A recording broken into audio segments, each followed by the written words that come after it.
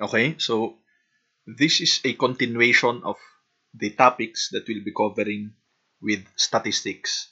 So, based from the first two recorded discussions that were given to you, the first video discussed the introduction to statistics, in which we have defined statistics and we have discussed the different terminologies in terms of statistics.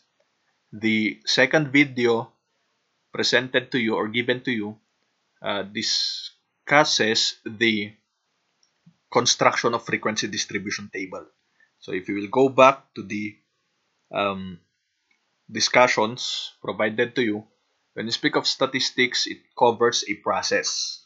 Okay, so process in terms of you will be undertaking first the collection of data, followed by the presentation or tabulation of data, followed by the uh, analysis of data, and lastly will be the interpretation of data. Now, um, if we will try to have a recall, when you speak of collection of data, it's where the researcher will gather relevant data through uh, the researcher may use, let's say, a survey tool, a questionnaire, or with the use of an interview. Okay, now after collecting the relevant data from an interview or from the survey tool administered by the researcher, then the next step is for the researcher to present the data, to summarize the data so that readers may be able to understand the data.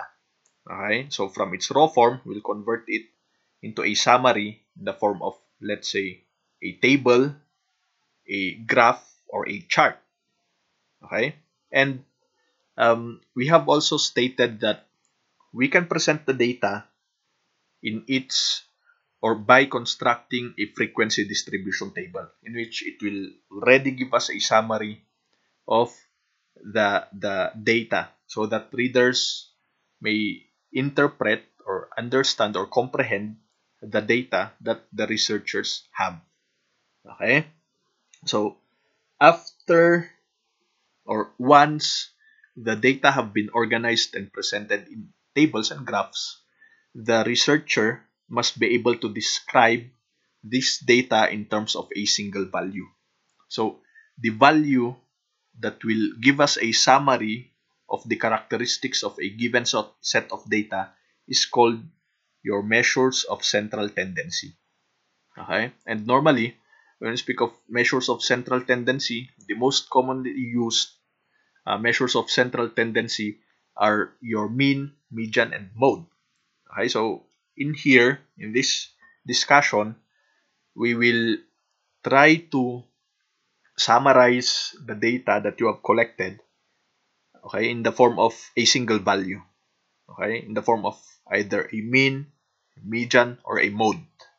So with that in hand, these are the learning objectives for this discussion. So first, you are expected to learn how to solve for mean, median, and mode for an ungrouped data, and you are expected also to learn how to solve for mean, median, and mode for a group data after this particular discussion. Okay, so uh, please be reminded that for an ungrouped data, we have a specific computation for mean, median, and mode. And then we have another set of computations or equations for mean, median, mode for a group data. Okay, so the purpose of having this discussion is for you to be able to determine what formula are you going to use with the given data set. Okay, so the problem of identifying what formula are you going to use actually boils down to this simple concept. Okay, so it boils down to the concept of determining whether the data is grouped or an ungrouped data. Okay, so let's start with that discussion. Let's differentiate your group data with that of the ungrouped data. When you speak of an ungrouped data, this is the type of data that is arranged from its raw form, okay, to its array form. So what does that mean?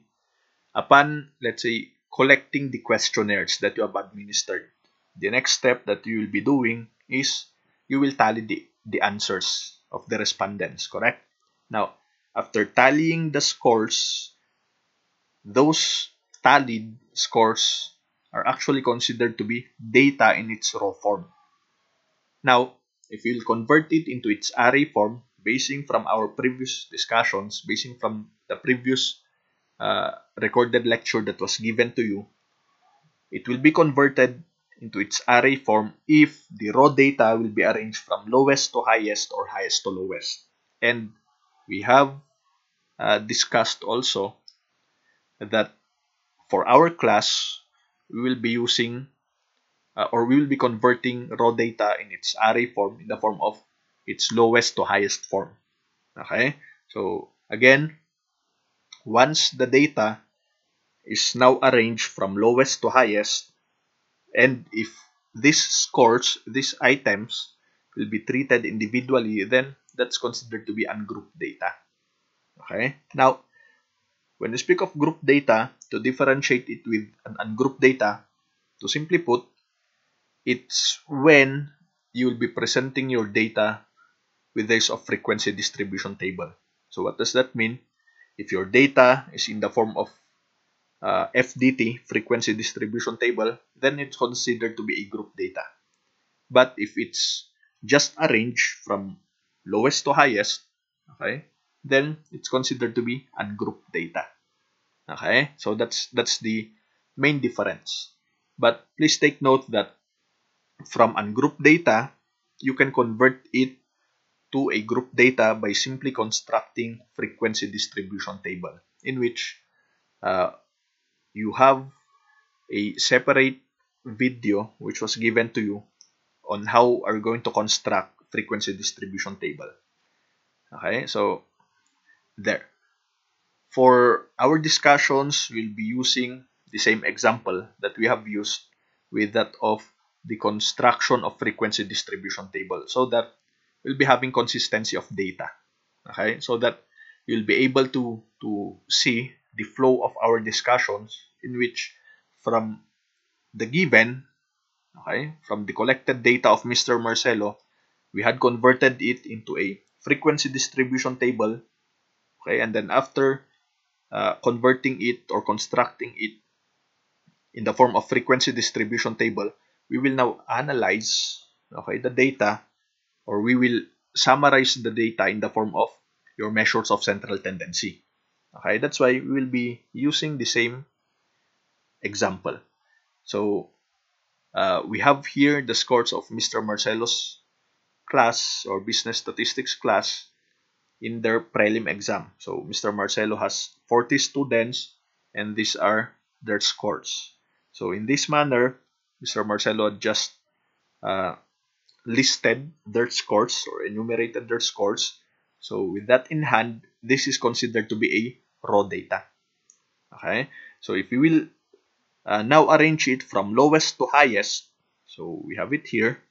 So from lowest, which is 9, highest, which is 50. So if it's presented in this manner, it's now considered to be an ungrouped data.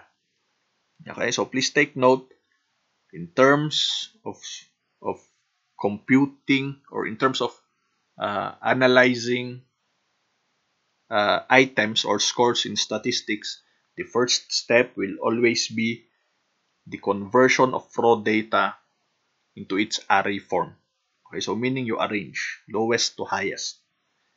Okay, so after that, to differentiate, this is what your group data looks like.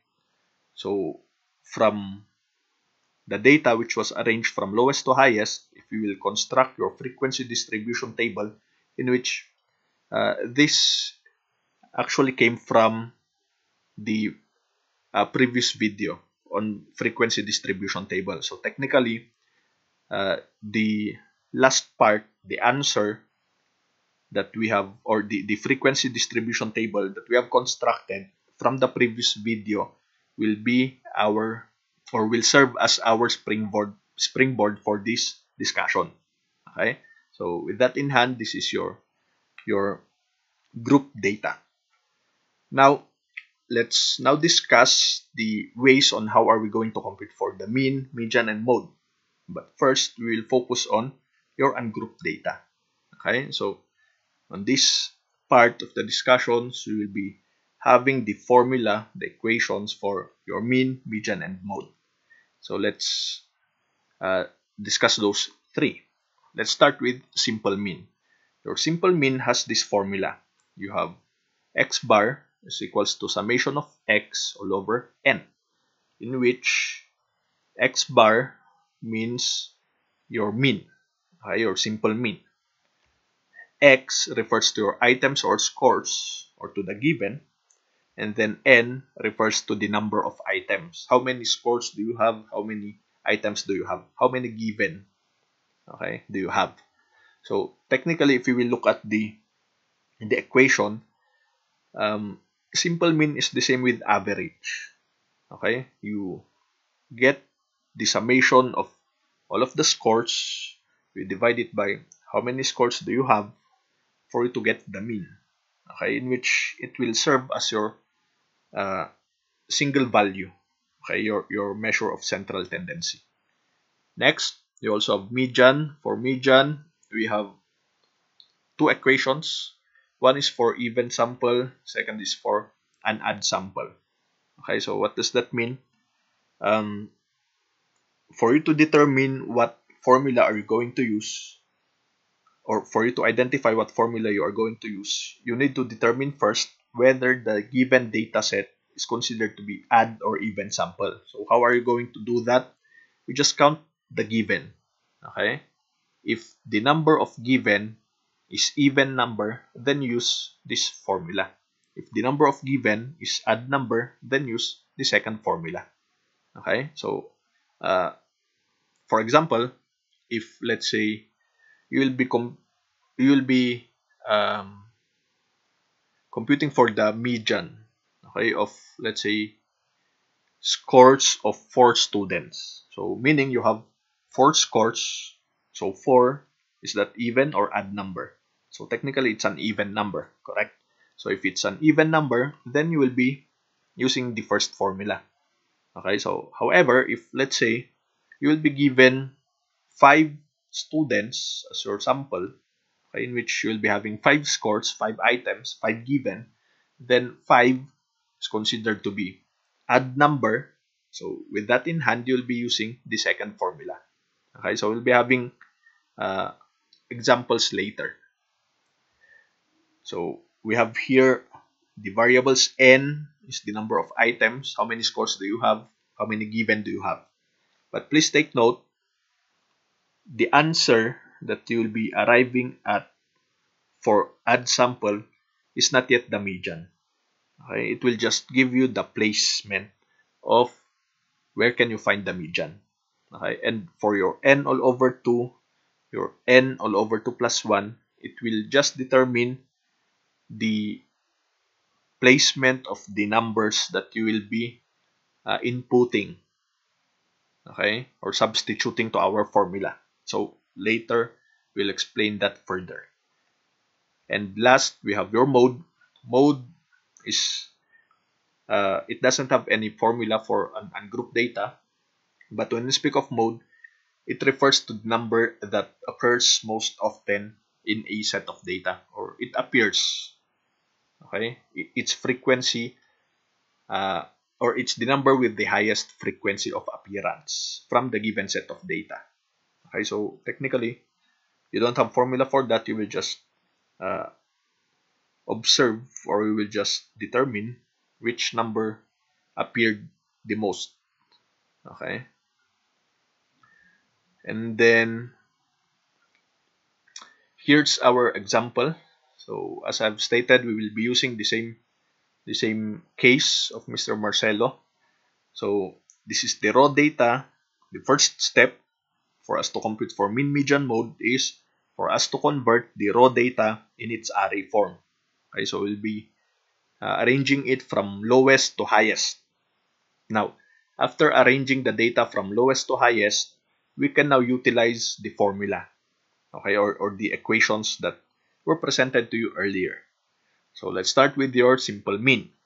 Simple mean states that your x bar is the summation of all of your scores divided by the number of scores, in which n is 40, summation of x is 1449. So I know that you are asking on your minds, where did these values came from? So let me explain it to you. N represents the number of data, correct? So it means that how many given do you have? How many scores do you have on your data set? So we have 1, 2, 3, 4, 5. So this is again 5. Okay, so 5, 10, 15, 20, 25, 30, 35, 40. So we have 40 scores, so meaning N is 40. Okay, you have 40 items found on our data. And then summation of x, it means that you will add all of those scores, those items. So what does that mean? You have 9, you add 17, you add 18, you add 20, you add 23, up to the last number for you to get 1449. Okay? So, as I've stated a while back, simple mean is just the same with your average. So, after computing for the summation of all of your data, we divide it by how many students does Mr. Marcelo has. Then, we'll be having 1449 divided by 40. So, the mean is 36.225. Okay? So that's the average score. That's the simple mean. Okay? Now, let's move on to median. So for median, we have stated that you have two equations. You will either choose equation for odd number, equation for even number. Okay? So based on our case, we have how many given? We have 1, 2, 3, 4, 5. And then times 1, 2, 3, 4, 5, 6, 7, 8. That's 40. So you identify, is 40 an even or an odd number? So 40 is actually an even number, correct? With that in hand, we'll be using the formula for even sample. So you have n all over 2 plus n all over 2 plus 1 divided by 2. Okay? So with that in hand, so we have given, which is 40. Okay? N is 40. So if we will substitute that to our formula, we'll be having 40 all over 2. So N represents the number of data. Okay? Please take note on that. Okay? How many scores do we have? We have 40. So 40 all over 2, and then 40 all over 2 plus 1 divided by 2. Okay? But please take note, this numerator will just determine the placement of the items that you'll be placing on our formula. Okay, it's not yet the answer. Okay, so therefore we'll be having 40 all over 2, that's 20. 40 all over 2 plus 1, that's 21. So what does that mean? We have your 20th number from your data set plus the 21st number from your data set. You get their average. Okay? So, how are we going to do that? As I've stated a while back, this will just represent the where can we find the first variable, the second variable. So, it states here, you have 20th number. So, you count. This is your first number, second, third, fourth, fifth, 6th, 7th, 8th, 9th, 10th, 15th, 20th. So, we'll be having 38. And then 21st number. So, if this is 20th, the next number is 21st. Okay, so you will be identifying the number, okay, from your data set. That's why you need to convert it from lowest to highest, okay, for you to have the correct data. So therefore, we'll be having 38 plus 38. So 20th number is 38. So we have placed it there. 21st number is 38. We have placed it there. So 38 plus 38 divided by 2, our median is 38. Okay, so that's how you are going to compute for median for even sample. Okay, so later I'll be providing an example for add sample. Next is for mode. We have stated that for mode, we don't have a formula for us to determine it. However, we can just scrutinize the given set of data, and then we will assess which data appeared most often. Okay, so let's summarize it. 9 only appeared once, 17 also appeared once, 18 appeared once, 20 appeared once, 23, so it appeared twice. Okay, and then here's the summary. 27 appeared once, 28 once, 29 once, 34 twice, 35 twice, 37 once. We have 4 times for 38, 39 3 times, so 1, 2, 3, 42, so once, 43, so twice, 1 and 2, 44 twice, 1, 2, 45 3 times, 1, 2, 3, 46 3 times, 1, 2, 3, 48 once, 49 once, 50 3 times, 1, 2, 3. Okay, so from the summary, we will now identify what number is our mode. So it states here that mode is the number that appeared or occurred the most often. So we have here 38, which appeared 4 times. So meaning it has the highest number of appearance of occurrence. Therefore, 38 is our mode for this given data set. Okay, so that's how you are going to determine mode. So again, you don't need to compute. You will just assess the data, evaluate the data. You look for the number that appeared the most often. Okay, and here's another example. So another application of your measures of central tendency for ungrouped data. So we have here a table in which it summarizes or it presents the average or the ages rather of 7 CEOs in the fast food chain industry. Okay, so this is the age of leader 1, leader 2, leader 3 up to leader number 7. Okay, so again, we will be computing for the mean, median, and mode. So what's the first step? Okay, the first step will always be the conversion of data from raw form to array form. So with that, we have here the raw data. We'll convert it from lowest to highest. So we'll be having this. We have 29 as the lowest. We have two 29s, followed by two 30s, 1 and 2, and then followed by 31 there, and 33 there, and last is 36. Okay? So let's compute for simple mean. Simple mean states that we will get the average. So we will sum up all of the scores divided by the number of scores. So we have it here. Mean is equals to 29. So there, plus 29, plus 30, plus 30, plus 31, 31, 33. Those are all your given. Those are the scores, the items. And then we will be dividing it by how many given or scores do we have. That's our n. We have 1, 2, 3, 4, 5, 6, 7. We have 7 given. That's why it's over 7. Therefore, we will be having 218 all over 7. If we will divide that, we'll be having 31.14. That's the simple mean.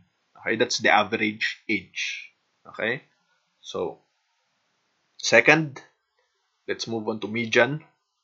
So as we have presented or as we have discussed a while back, we have two equations for median. You have median for odd sample, you have median for even sample.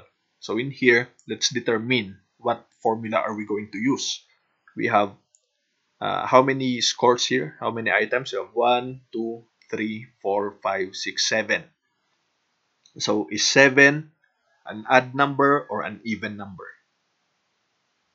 Okay, so the data that we have is actually an odd number. That's why you'll be using the formula for add sample. So what's the formula? You have n plus 1 all over 2. Okay? So we have n, which is 7. You add 1 divided by 2.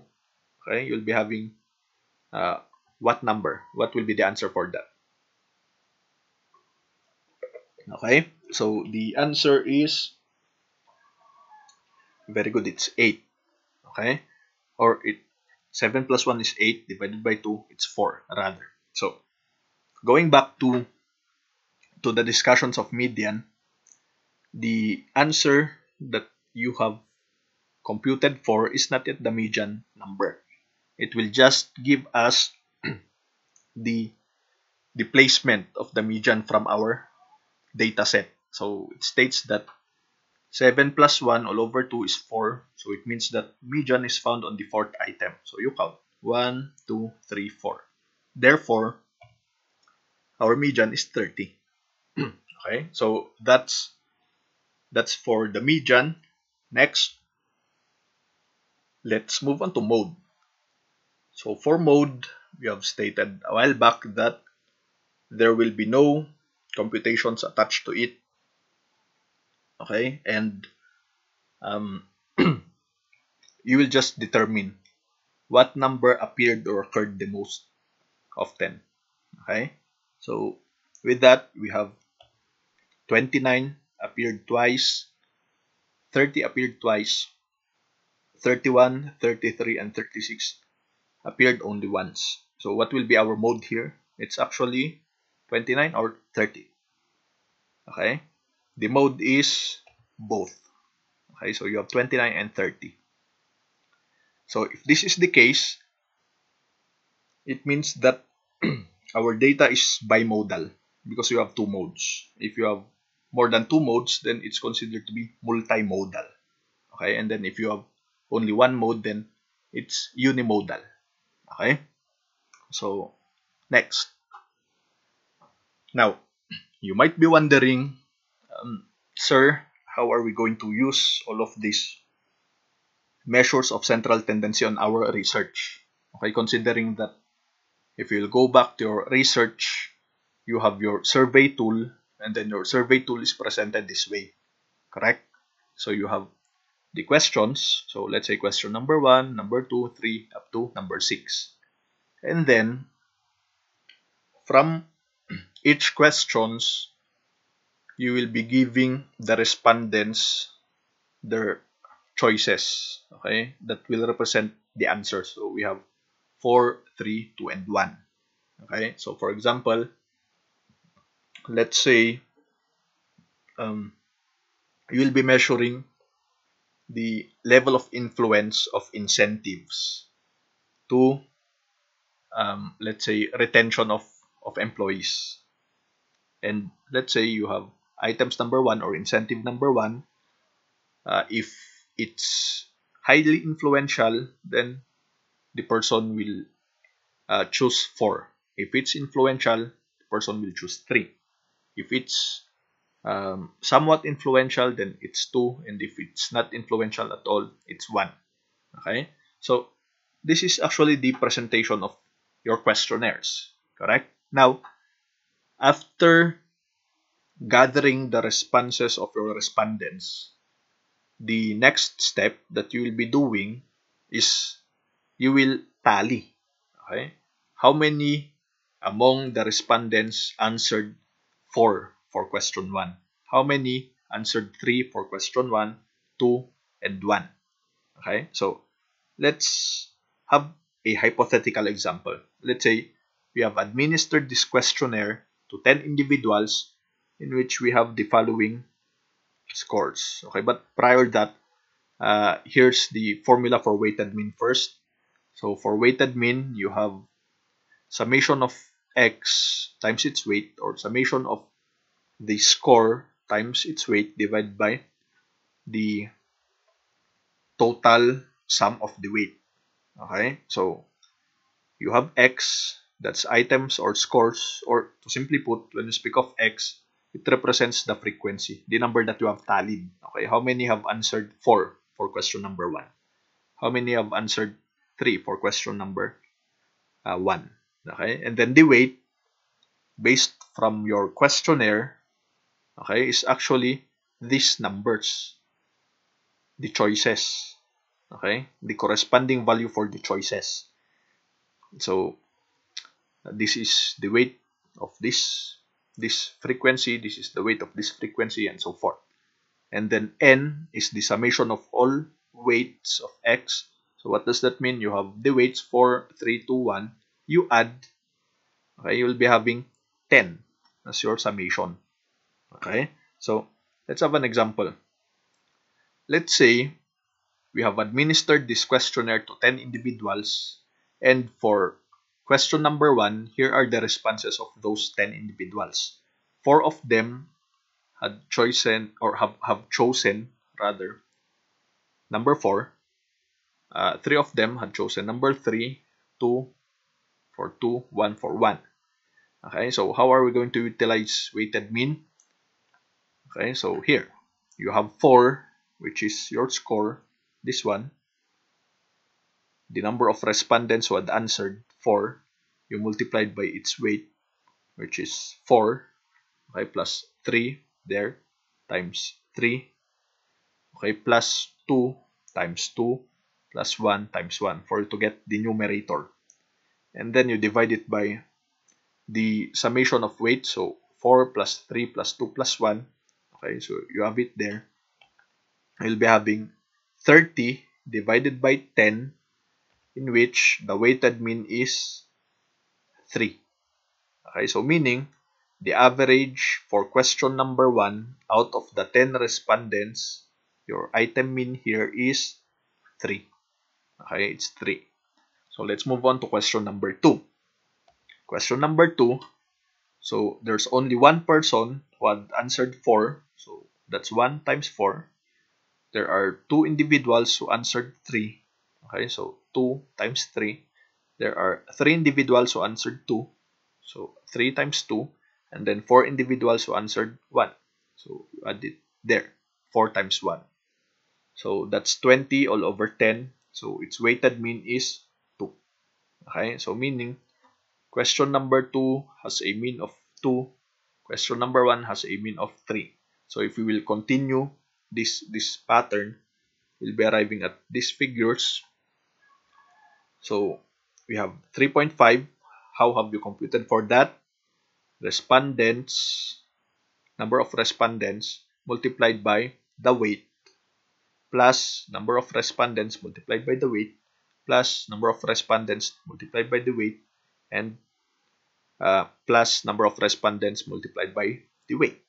Okay, in which you have 5 times 4, that's 20, plus 5 times 3, that's 15. So it's 35 divided by 10, it's 3.5. Okay, so these figures will now represent your item means. So to simply put, the average per question. And then for you to get the overall weighted mean, you will just get the average of all of these item means. So how are you going to do that? You add all of these figures divided by how many item means do you have. So we have 1, 2, 3, 4, 5, 6. So you add all of this divided by 6, you will arrive at 2.5. Okay, so that's how you are going to compute for the mean of your questionnaire, or to simply put, that's how you are going to treat actually your questionnaire. Okay, so with that, how are we going to interpret it? Use your Likert scale presented in chapter 2, okay, or found in chapter 2. So let's have an example. Let's say item number 1 has a item mean, or an item mean of 3.00. So what's the interpretation of that? You look for 3.00 from the range where will it fall. So it's found between 2.5 and 3.24. So what does that tells us, it means that this question or this item refers to be very motivational for the employee. Okay? And then the interpretation will be this incentive, for example, affects the intention of the employee to stay in the organization. Okay? And then let's have question number 2. It's 2.0, so it's found here between 1.75 to 2.49, in which item number 2 is just slightly motivational. Okay, and here's the interpretation. It slightly affects rather the intention of the employee to stay in the organization. Okay, so there. That's how you are going to treat now your questionnaires. So again, please use weighted mean. Okay, so here are your scores. These are the number who have, or these are the respondents who have chosen these items or scores. Okay, so let's move on to your computations for mean, median, and mode for group data. Okay, so for group data, we have stated that it's now presented in a frequency distribution table. So let's start with the mean. For the mean, you have the formula x bar is equals to summation of frequency times class mark or midpoint all over total frequency. So here's your given, okay, or here are your variables. So we have x bar, that's mean. We have f, that's the class frequency. We have x, that's your midpoint, and total frequency. So where can we find all of those? It's actually found on your frequency distribution table. And we also have the formula for median. Okay, so here are the identified variables. You have tilde x. That's how you will be reading this one. Tilde x is your median value. You have your tilde x with subscript of LB, which represents lower boundary of median class.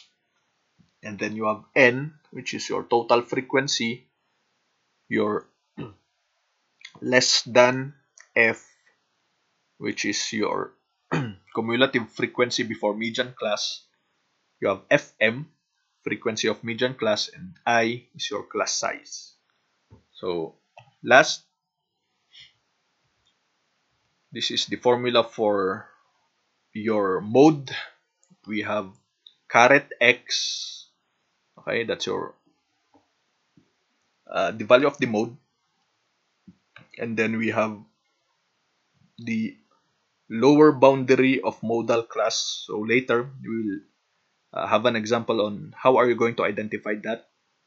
You have, this one is delta 1, okay, and then this is delta 2. So you have delta 1 all over summation of delta 1 and delta 2, and then I still your class size. Okay, so let's utilize those formulas, those equations. We have here the same example. Okay, so you have the case of the business statistics class, and then we have n, total frequency or total number of scores, which is 40, and this is your frequency distribution table. This frequency distribution table came from the previous recorded discussion that was provided to you on how are you going to construct FDT, frequency distribution table. So if you're not sure on how are you going to construct this, you can just go back to that previous recorded discussion.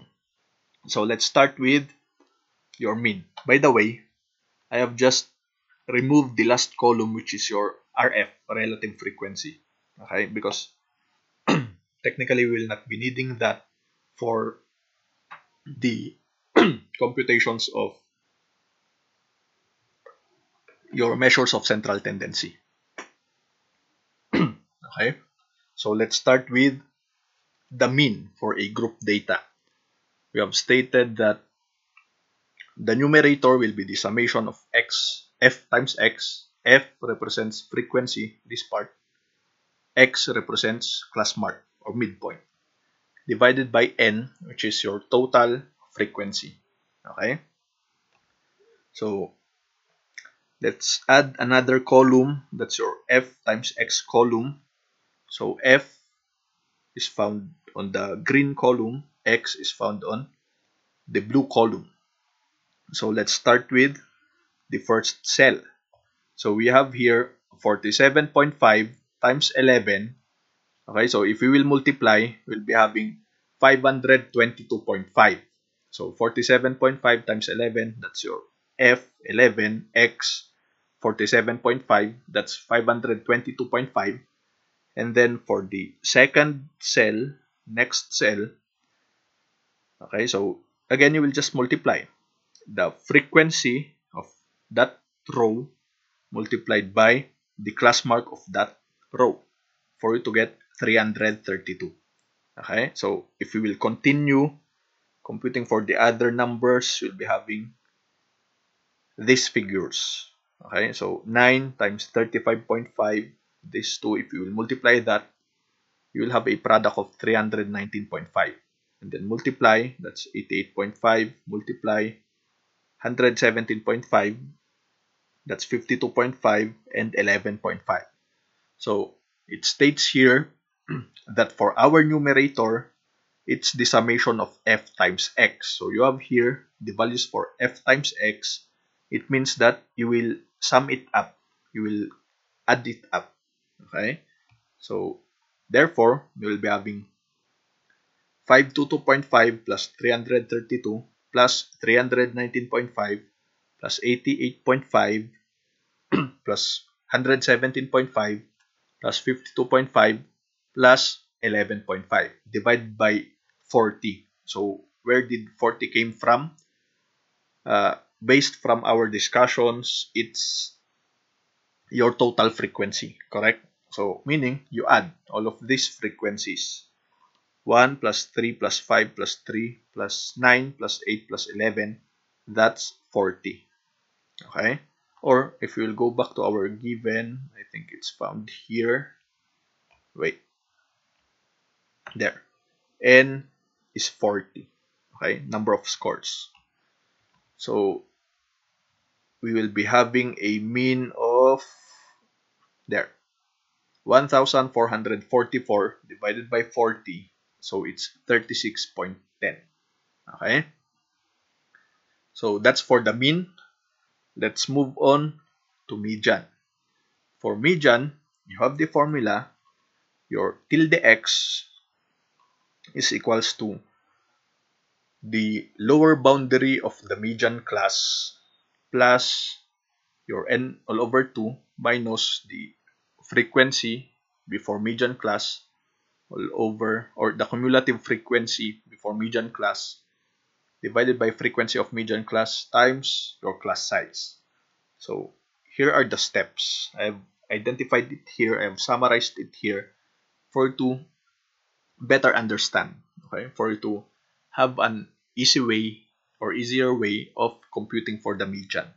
So first, you will determine the median class by dividing n by 2. That's your n all over 2. Okay? And then after computing for n all over 2, we will now locate our median class with the use of our cumulative frequency.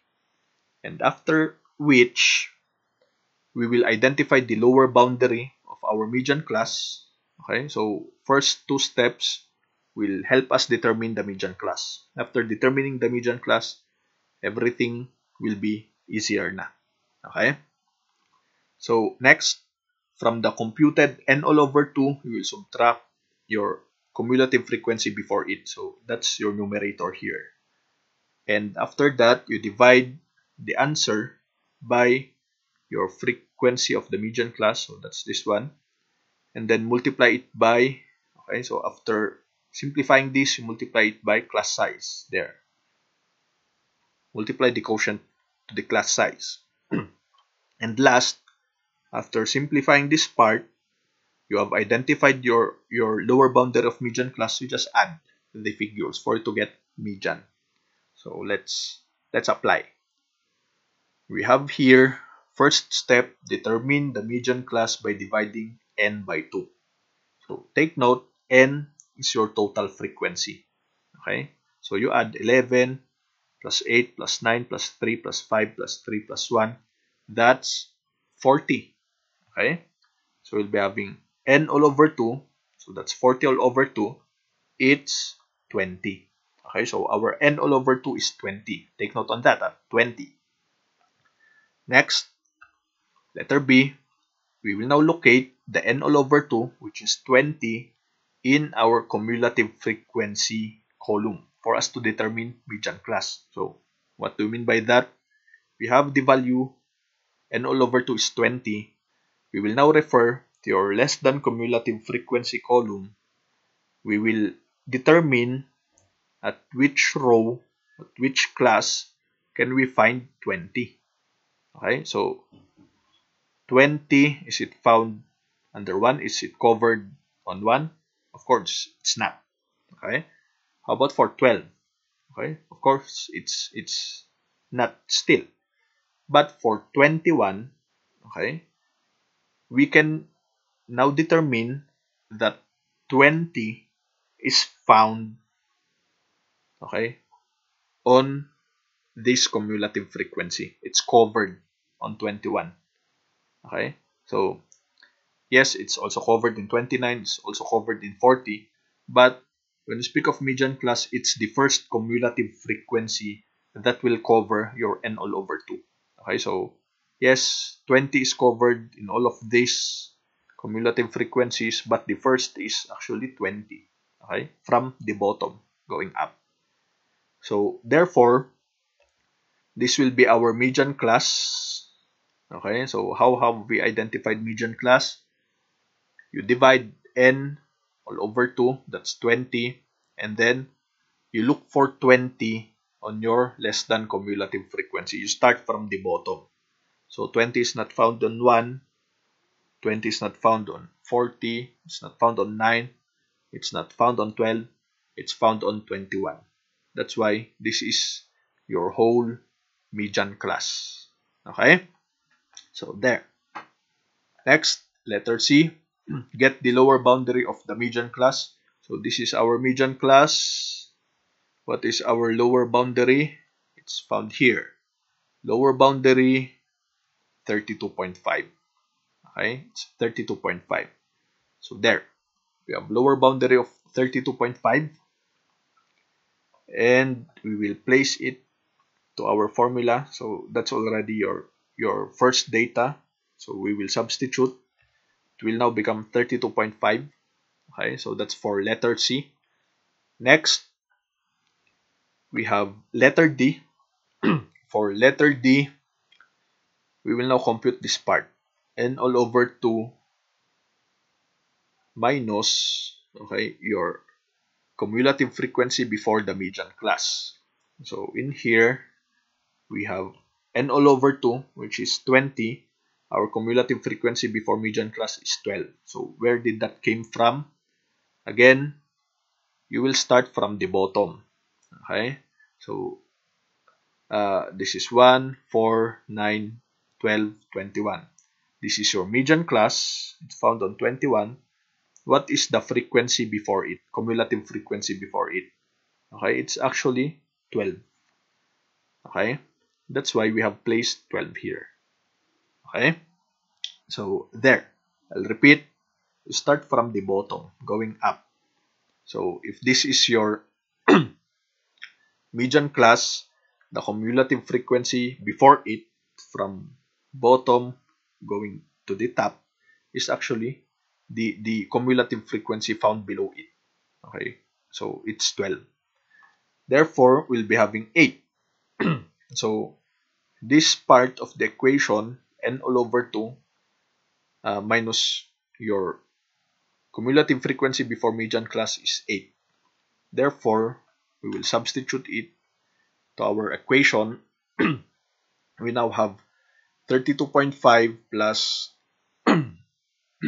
8 all over frequency of median class multiplied by your interval, I mean your class size. Okay, so that's for step D. Let's move on to step E. It states here that we will now divide the difference. So the difference that we have computed is 8. We'll divide it by the frequency of median class, and we will multiply it by the class size. Okay, so how are we going to do that? So technically we are solving for this part of the formula, this one. So how are we going to do that? Let's identify first your frequency and your class size. We have stated that this whole row is our median class. Okay, so from the median class, what is our frequency? So you look at the table header, it states that this column represents frequency. Therefore, the frequency of our median class, this whole row, is 9. So we have frequency of median class is 9. How are we going to determine class size? If we'll go back to the previous discussions for FDT, class size is the difference between two consecutive lower limits or two consecutive upper limits. Okay, so 15 minus 9 is 6, 21 minus 15 is 6, 27 minus 21 is 6. The same with 20 minus 14 is 6, 26 minus 20 is 6, that's still 6. Therefore, we have class size of 6. Okay, so there.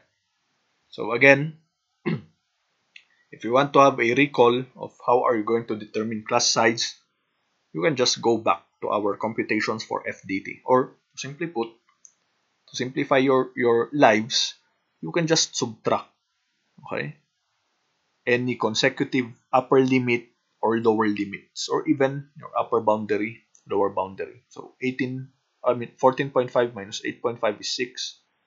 20.5 minus 14.5 is still 6. Okay, it's correct. Even if you will use 50.5 minus 44.5, it's still 6. Okay, so there. Therefore, if we will substitute, we'll be having 8 all over 9 frequency, so there, times 6, in which we'll be having 5.33. Okay, so let's substitute that to our formula. We'll be having this one, 5.33 plus 32.5. Therefore, we can now compute for median by following the last step. So we will add what we have computed in number 5 with that of the identified lower boundary of the median class. So if we will add 32.5 plus 5.33, our median for this group data is 37.83. There. Okay, so that's for median. And last, let's move on to mode. We have stated that for mode, it's the lower boundary of the excuse me. Okay, it's the lower boundary of the modal class plus your delta 1 divided by the summation of deltas 1 and 2 multiplied by the class size. Okay, so we have here again the steps. First, we need to determine the modal class, so it's different from your median class. Okay, next, you get the lower limit of the modal class. It should be lower boundary, sorry. Okay, get the lower boundary of the modal class. That's for this part. Please take note on that. It's lower boundary, not lower limit. And then determine your delta 1 and delta 2. Divide delta 1 by the summation of delta 1 and delta 2. So that's for this part. And multiply the result with that of your class size. And then last is you will add what you have computed here with that of your lower boundary of your modal class. Okay, so let's apply. We have here the given. So A we need to determine the modal class. So how are we going to determine the modal class? It's found here. The modal class is the class with the highest frequency. So where can we identify that? You look at your frequency column. Okay, frequency column. From your frequency column, you identify what is the highest number. It's actually 11, correct? It's 11. Therefore, this will serve as our modal class. This is our modal class. And we are now done with step A. Congratulations. Okay. Next, letter B. Again, as I have stated a while back, this is not lower limit, but this is lower boundary. Your caret X all over LB, or subscript of LB. Lower boundary, not lower limit. So what's our lower limit here? Lower boundary, it's 44.5. Please take note, it's not lower limit, it's lower boundary. You get the lower boundary of the modal class. This is our modal class. This is our lower boundary column. Therefore, this is the lower boundary of our modal class, 44.5. So let's substitute that to our formula. We have 44.5. Next, okay, we will now determine the values for delta 1 and delta 2. And then we will simplify this function. So in terms of computing for delta 1, it's the frequency of the modal class. Okay, we will subtract the frequency which is found below it.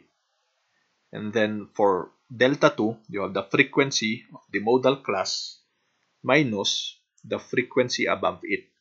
Okay, so how are we going to do that? This is our modal class. Modal class. This is the frequency of modal class, 11. Okay, so it states for delta 1, it's the frequency of modal class, 11, minus the frequency below it. So 11 minus 8. Okay, that's for delta 1. Delta 2, frequency of the modal class, again 11, minus the frequency above it. So there's no frequency above it, so it will be 11 minus 0. Okay, so therefore, we have it here. Delta 1, 11 minus 8, so that's 3. So 11 minus frequency below it, that's 8. That's 3. And then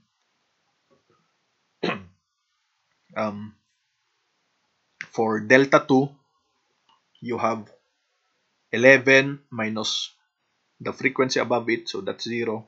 11 minus 0, it's 11.